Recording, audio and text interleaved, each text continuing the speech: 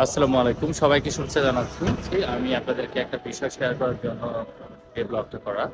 So আমাদের দেশেও bus station আছে।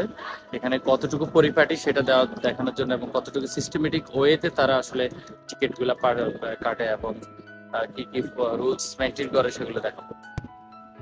পাতায়া থাইল্যান্ডের মোস্ট ফেভারিট টুরিস্ট স্পট। এই যে এই জায়গাটা দেখছেন, এখানে টুকটুক গুলাতে মানুষ এসে নামে, অর্থাৎ বিভিন্ন জায়গা থেকে এসে নামে দেন। এইভাবে ব্যাংককের জন্য এই সিরিয়ালে দাঁড়িয়ে টিকিটগুলো কাটে। ওখানে টিকিট বুথ আছে, একটা দুইটা বুথ ওপেন আছে। প্রত্যেকে এখান থেকেই টিকিট পারচেস করে এবং প্রত্যেকেই সারিবদ্ধভাবে টিকিট পারচেস করে। That's it. এটা হচ্ছে বাস স্টেশন, কোনো অংশেই বিমানবন্দরের থেকে আসলে কম না। তো প্রত্যেকে রুলস ফলো করে, এই রুলসগুলো ফলো করার কারণে আসলে তাদের কোনো ধরনের ঝামেলা হয় না। সো এগুলো হচ্ছে বুথ, প্রত্যেকটা বুথ থেকে আপনি টিকিট কাটতে পারবেন। এটা হচ্ছে পাতায়া টু ব্যাংকক।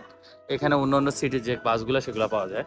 সো আমি আপনাদেরকে বাসে উঠার যে বিষয়গুলা, বাসে উঠার যে কাউন্টার সেটাকে দেখাচ্ছি।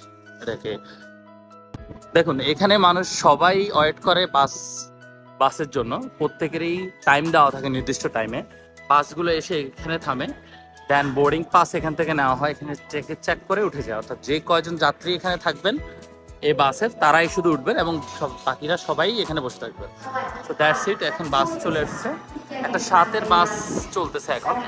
এটা দেখেন, একটা 10-এর বাস চলতেছে। সো সাউদার্ন প্রত্যেকটা বাস নাম্বার এবং কি হচ্ছে যে কোথায় যাচ্ছে সেটাও লেখা থাকে। Amazing amazing system. এবং আপনার যদি কিছু পারচেস করা লাগে পারচেস করতে পারে। এবং ইয়েলো বাস এই যে এখানে ইয়েলো বাস আছে, সব কিছু বোর্ডিং চলছে, বাসের চেকিং চলছে। যারা এই বাসের যাত্রী শুধুমাত্র তারাই উঠছেন, সবাই বসে আছেন।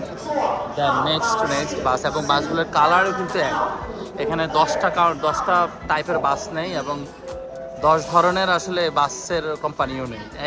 একটা কোম্পানি একটা বাস, সবাই এক এক রকম পোশাক পরে খুব ইজিলি ভাবে সবাইকে বাসে উঠাচ্ছে। এত সুন্দর সিস্টেম আমাদের দেশ ফলো করা উচিত আসলে।